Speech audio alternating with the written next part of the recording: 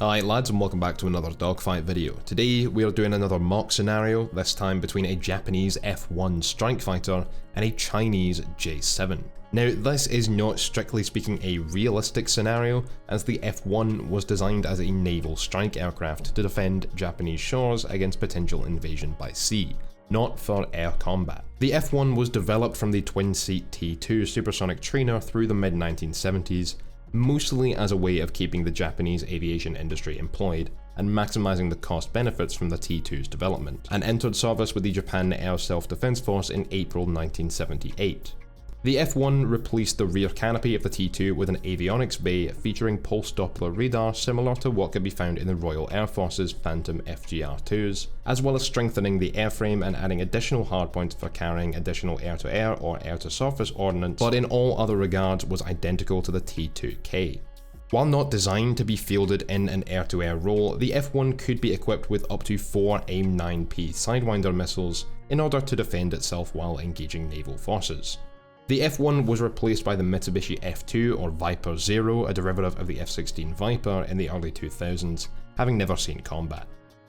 At the same time, the Chinese company Chengdu were manufacturing almost 2,500 J-7 or F-7 jets based on early MiG-21 models with various upgrades. Variants of these jets are still in use by the PLA's Air Force and Navy to this day, and have seen heavy export to nations such as Pakistan and North Korea, with a production run that only ended in 2013. The variant we are using today is the J-7-2 or J-7B, which is no longer in use with the Chinese forces as of 2003. Despite being entirely obsolete against a modern aerial threat, the Chinese maintain the J-7 as a cheap local air defense and tactical air superiority platform, able to be quickly deployed in large numbers to deter hostile aircraft from entering an AO. That does mean that a 1v1 merge scenario with any aircraft is highly unlikely, so before we get into this fight, I do want to let you know that we will be doing some videos with some 1 versus many or 2 versus many scenarios with matchups like these in the future.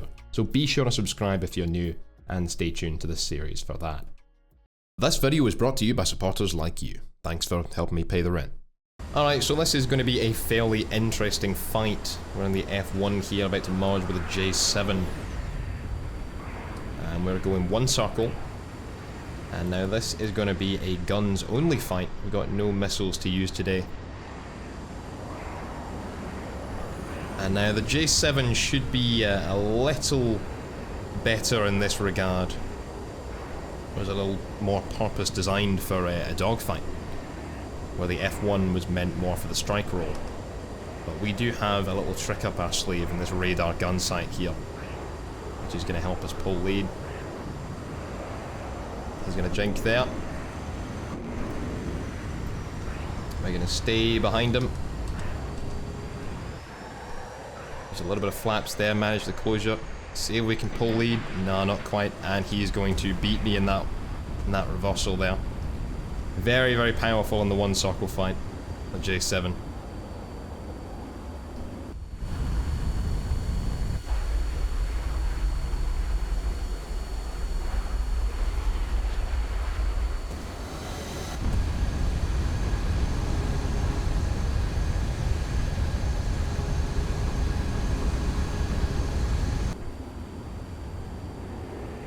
And as a Delta, he's going to drop that nose just there.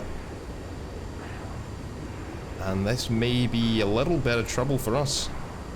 He's not going to be able to put his guns on just here.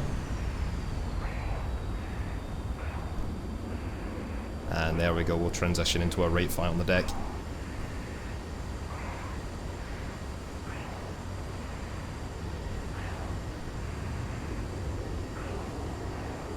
And I want to give us a little bit more room here, just to make sure he can't do that.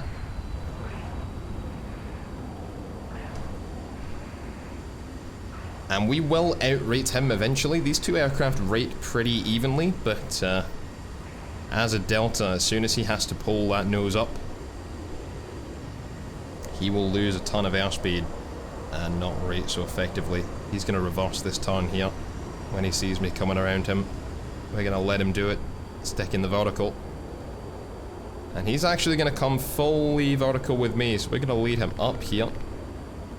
That was a very long range shot.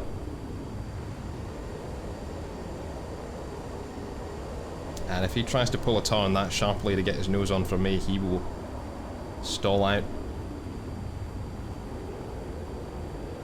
So this should be pretty advantageous for us.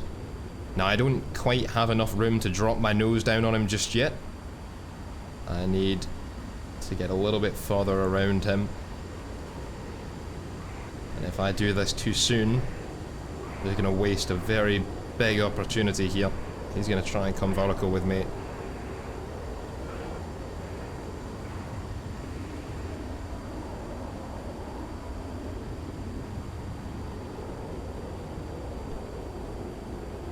And a little farther around the circle.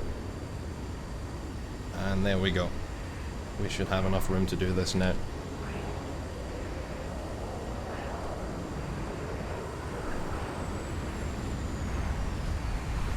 He's gonna go try and reverse that turn there. Gonna drop a little bit of airspeed here. If we can get that nose on for him. Not quite there.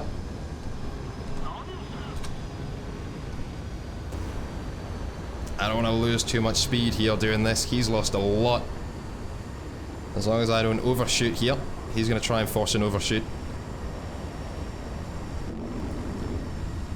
Ooh, that looked important. Yeah, splash 1 J-7.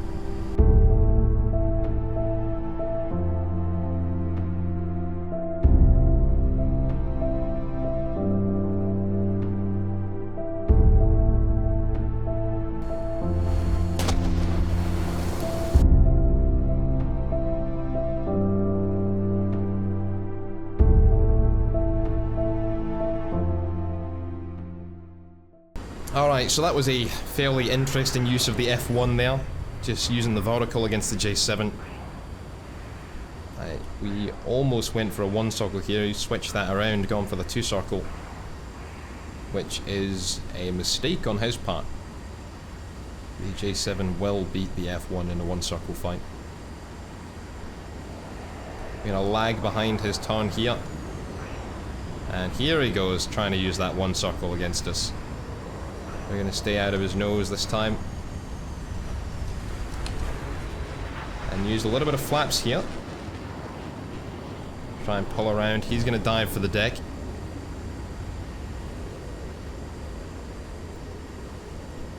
And now as long as we manage the closure here. He's actually trying to extend away. Of course, as a delta, once he can drop that nose, he becomes very dangerous. Once he's out of altitude, he's kind of out of options as well.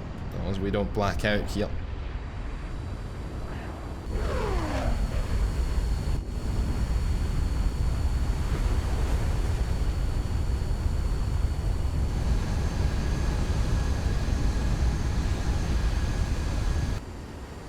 And back into a rate fight here. This is a little bit of distance for a rate fight though. A good mile away from him there, which means he's gonna have enough room to almost put that shot in there. I'm gonna reverse the turn. He did the same there. He was expecting me to continue that turn.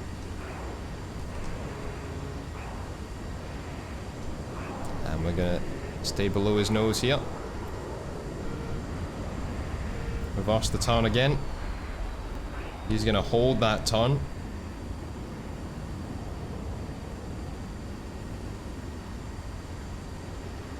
And we've got plenty of room to right fight him here. And once again, once he can't drop his nose, he can't gain that speed back. He's going to lose speed very quickly and not be able to get any energy back. Whereas the F-1, just by its design, is going to stomp all over him if we can use the vertical. Getting very low down there and going to extend a little bit.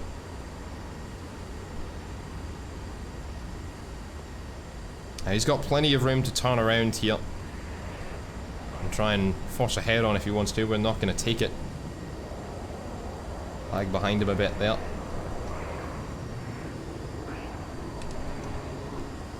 And here we go. Ooh, One little hit there, nothing important. And he is fully stalled out here.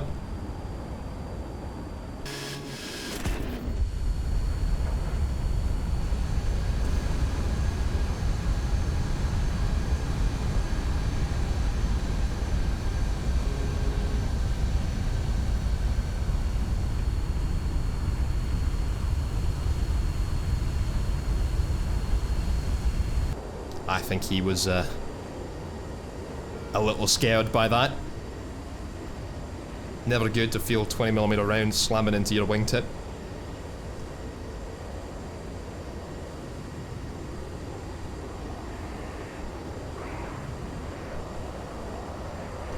Once again, we're going to manage the closure, try not to overshoot. He's going to try and force an overshoot here. Oh, that looked important.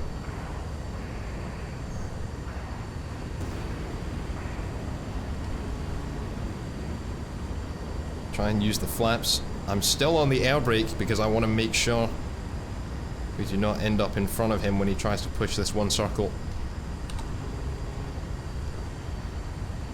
And we're gonna lose a radar lock here, I think. Nope, maybe not. Okay, good. This is working out a lot more in our favour.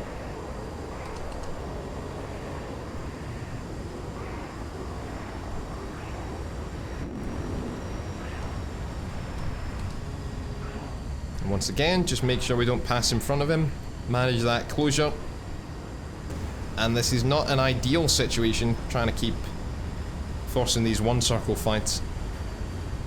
But we should be able to do it. He's very low on energy. And he tore off his flaps there, which means he's not going to be able to turn quite so tight. Not going to be able to float around so easily, so we should have him here.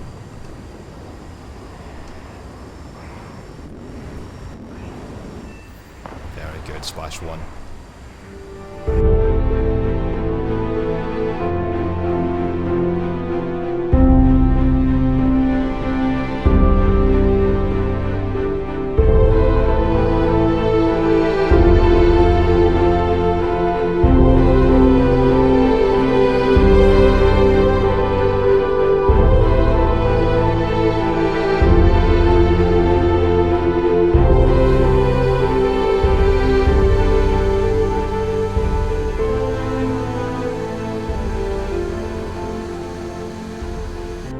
Alright lads, so as always, in lieu of having TAC view working for War Thunder, we're going to have a little look at the replay file here. We're about to merge with the J-7. And in case it wasn't obvious in the previous videos, don't try and recreate all of these maneuvers and just lift this particular dogfight maneuver for maneuver into your own gameplay. It won't work like that. Every maneuver, every fight is going to go a different way. Every pilot will respond to your maneuvers differently, and they kind of need a different response in and of their own. So whilst these dogfights may show some individual maneuvers that might be good to learn or good to know, good to practice and put into effect in your games, do not try and recreate this dogfight point for point, or any of the dogfights you see in this series point for point in your own gameplay. It really will not work like that. Now, we come out of the merge. I initially thought we were going to go one circle. That is what the J-7 would ideally like to do. And as always, for those of you who may still be unfamiliar, a one circle fight means you are cockpit to cockpit, nose to nose, and it's when you both turn in opposite directions. So if I pull one way, he pulls the other. And if I pull the camera back out here, we will be able to see that. So as we come out of the merge, one of us goes this way, the other one goes that way. That is a one circle fight. That's going to be a nose position fight. That is going to be a turn radius fight. So whoever can pull the tightest turn, let's see, the J-7 is going to pull a turn like this, and I'm going to pull a turn out like this. He is going to beat me in that fight. Now the thing is, the J-7's not lead turning here. Ideally, if you wanted to put into a one circle fight, what you would do is, as one goes for the merge like this, starts turning around, the other one is going to be lead turning and cross there rather than crossing straight. And that's going to help you kind of get that early turn in so that we don't just end up in another head-on and both of us complete that turn. It's going to be more like this. Instead, De Wind's here as I turn around here. Go for that. He merges this way. Initially looks like he's going to go for the one circle and then turns around and puts it into more of a two circle fight, which is a rate fight. And a two circle is not so much based on how tightly each aircraft can turn, so much as it is how quickly you can complete the circle. And so you'll hear this judged in degrees per second. Obviously a circle, 360 degrees. How much of that circle are you completing each second? And the aircraft that can sustain the higher degrees per second is going to win the rate fight, regardless of how wide that turning circle is. And now the F-1 will beat the J-7 in a rate fight, especially if we don't have the vertical to use. The J-7 being a delta is going to want to drop its nose. And the J-7 will win the one circle fight pretty easily. Now that's what he's doing here. He's going to force this one circle here. Force us into a nose position fight. And he initially could possibly have kept this. He's in a bit of a lower energy state. Have a look. 414. He's dived down, so he's gained a bit of airspeed. But once he was up with us, he would have been much lower on energy. So he may have been able to win that one circle if he'd have kept it. But instead he's going to dive down. And a delta wing aircraft is always going to drop speed much quicker than a more conventional wing like the F-1 here. So usually what he's going to want to do is force a one circle fight, which he's going to do here in just a second. As he dives down, I'm diving down on top of him, very high aspect. What I should have done is travelled more out this way, wider, and followed him through rather than trying to come down on top of him. It would have really helped us get the lead in there. Oh, little replay issues here. Still waiting on a working build attack view for War Thunder, but should be coming soon. Now here you see this is where the J-7 really shines. He's going to force us into this one circle attitude, and especially vertically like this, when he can keep coming up, dropping some of that speed, and then dropping the nose back down like this. So he's going to come up, drop back down. As I come down like this, I'm going to have a much wider turn, and he's going to be able to put guns into me like that. Unfortunately, that meant that I couldn't continue this maneuver straight up. Well, I've actually had to pull directly up in order to not cross his nose if I'd have continued trying to force us into a rolling scissors, which is usually how a one circle fight ends up. So what we're going to do is immediately go back into the vertical. The F-1 is going to have much better vertical energy retention than the J-7, and force us back into a rate fight. The problem is, you can see here, we are quite far away from each other. I mean, a full 1.6 kilometers or 1 mile from each other, which means we are both going to complete these circles and end up back in a head-on pass. So we're going to stay above him. He can't pull his nose up and complete that circle at the same time. If he tried to pull the nose up for us, he would have lost speed, lost turn rate, and we would have ended up getting guns on before him. It's a very 50-50 chance of a kill. It's not ideally how you want these dogfights to end. But it may have worked in our favour if he'd have tried to pull his nose up for us. Or it may have just ended up in a head-on pass for both of us. So what we're instead going to do is use the vertical, stay above him, and then reverse this turn. Now he would have been expecting me to continue this turn if I once again... And what you can see is I've come past here, and I'm reversing that turn, so I'm turning back the other way. He would have been expecting me to continue that turn around. Obviously the F-1 is going to prefer to rate fight. And he was going to reverse that turn, come this way, and hope to force a one circle around like this. Go into a spiral like that, and hopefully win in the one circle there. Instead, because I've reversed the turn, he was expecting me to continue the turn, and he's going to be quite surprised. And as we turn around there, he's going to then have to reverse the turn again. If I bring us back here, War Thunder replay is still always as lovely to use as ever. And he is going to have to reverse that turn a second time. And now he's in the vertical, he's pulled up to try and drop some speed, and actually lost the ability to put guns on as he does that. Now as a delta, as long as he's got the room to drop the nose, he's going to be able to pull a turn very tightly, which is why I put flaps out for a second there. And you would not usually use flaps in a two-circle rate fight. You would want to maintain speed rather than tightening down the turn. But because we were a little bit further away than I was used to, or than we needed to be to force a rate fight without letting him get guns on straight away, we needed to use the flaps, tighten down the turn a little bit, cross in front of his nose at a longer range, and then sit in an aspect like this where he cannot pull the nose at me. Now I know he can't look at me because if we travel straight from our aircraft to his, you can still see the top of his airframe. So, you know, as long as you can see their airframe, as long as you can see that spine on the MiG-21, you know that they're not looking at you, they can't point their guns at you. As soon as you are no longer able to see their aircraft like this, and can see it more like this, that is when you need to dodge, because that's when they're pulling lead to put those rounds on target. So that's when you need to think about that.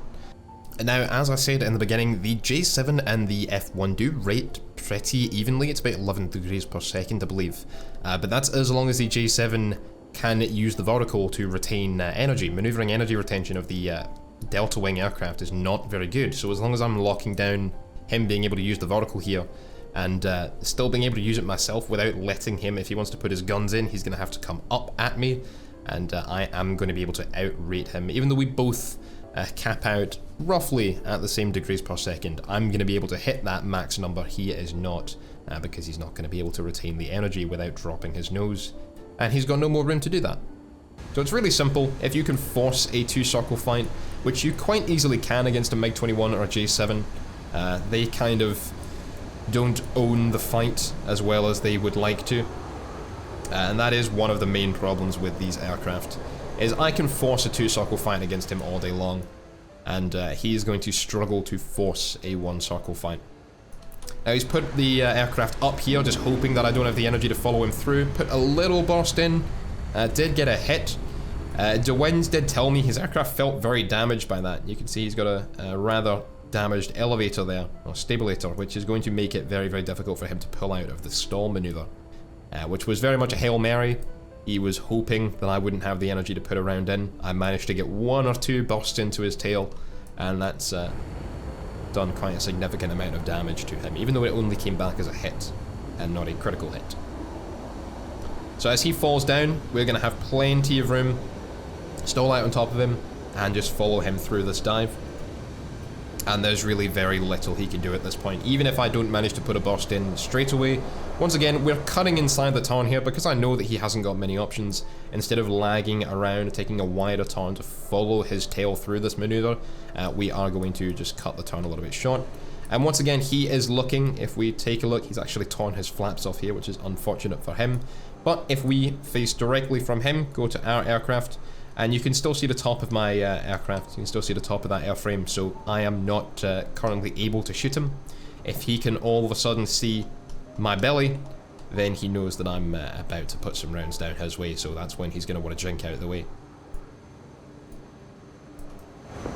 Follow him through, there goes his flaps, very unfortunate. I think he gained just a little bit too much speed, trying to stay away from me, trying to get a little bit higher turn rate, and his flaps ended up coming straight off. The J-7 does have very strong flaps, but not quite enough for that maneuver. A little bit of a replay issue there. So now that we've been able to completely shut down any option he had during this fight, it's just a matter of putting rounds on. Didn't quite manage it there. But once again, as he sees my belly, as he sees me point my nose at him and can all of a sudden, instead of seeing this, see this, that's when he's going to want to pull a tighter turn and really force that aircraft to come across as fast as possible, as tight as possible, and shoot out of my my nose there. Now he's going to try and force the one circle again. He doesn't quite have the energy to prevent me just coming up, sitting above him, drifting around, and this is where I think there's going to be a little bit of controversy. See, a couple of times in this fight I've been using air brakes and afterburner at the same time. Alright, so here, you can see I'm on the afterburner here, but I've still got my air brake out. And the reason I'm doing this is because I want that that kick, that thrust, right from the rear of the airframe, just to kind of help me retain energy head upwards. But I don't want to be gaining speed. As I gain that energy, I want to be slowing down to make sure I don't cross in front of his nose. And if I do that, I sacrifice what should have been a very easy win. And as I come up here, he's got no more energy to follow me through that. He's run out of altitude. As we perform these maneuvers, he's going to dive back down for the deck. He kind of has to. He doesn't have the airspeed. As he came up like this, I came up like that, just over the top of him. If he could have reversed again without putting himself in front of my guns, and then come down as I try and either escape, and he's got onto my 6 there, he can latch onto my 6, and then it's going to be a much easier position for him to kind of control the fight from. It's what we call the control zone. If he can sit behind me without being too close, you don't want to get too close to the enemy on their sights, but if he can sit behind me there, he's going to latch on. He's going to be very difficult to get off. Instead, he just does not have the energy. So if I go like this, he's come up, he's just had to come down again just to get this energy. And the one problem with these deltas is once they run out of altitude, they really struggle to get that airspeed back, whereas the F-1 is just not going to have that problem. It's not going to lose speed so quickly, it doesn't rely so much on being able to dive down, and that is one of the reasons the last thing you want to do in a MiG-21 or any Delta aircraft is sacrifice the altitude. I think DeWind may have been having a little bit of an off day today. He kind of allowed me the high altitude position, and that made this much easier on me than perhaps it could have been, but he's really not done the best job of maintaining his altitude, and maintaining that altitude, that potential energy, so that when you do need to pull that very tight turn, you can do so and then still gain some energy back afterwards. But once we're down so low, every time he tries to dive, I'm ready to just drop down on top of him. And so once again, he's going to see I'm looking directly at him. He can see my nose and a little bit of my belly. He's going to get very afraid here. He's already been hit once, and that would have given him something to think about. Now he's got me looking square at him, and there's really nothing he can do at this point. He's a little bit too damaged and kind of lost his energy without being able to force that one circle, and that's going to result in me putting a nice easy shot in there, especially with that radar gun sight. And that's all she wrote there. So once again, do not try and replicate these dogfights that you see in the series. This is more meant to be a mock scenario about you know, taking sort of a vertical slice, taking a snapshot of how a particular fight in an ideal scenario, of course 1v1, equal energy states going into this fight. No missiles with this one. The F-1 would vastly outclass the J-7 if it had its AIM-9 P3s to use. But I thought it would be interesting to take a gunfight between two potential opponents that may have but never actually did face off in real life. That's not to say that there's nothing you can learn from these fights, especially last time's Fox 1 versus Fox 1 fight. But don't treat these as a guide to how you should conduct the fight as a whole. Treat it more as a showcase of some maneuvers that work in these scenarios, and some that don't. There were plenty of mistakes I made in this dogfight, which the more eagle-eyed of you will have been able to pick out very easily, but we will talk about some of them next time in a lot more detail. Other than that, I hope you have enjoyed. If you did, leave a like, subscribe, come follow us on Twitch if you want to take part in some of these dogfights. We do a lot of them there, live, 3 times a week, Tuesday, Thursday, Saturday. I hope to see you there, and until then, or until next time, thanks for watching, and I'll catch you on the battlefield. You know. Oh shit! I did not expect him to be able to penetrate that. Where did he get through? Not the front plate, surely. You cheeky fucker!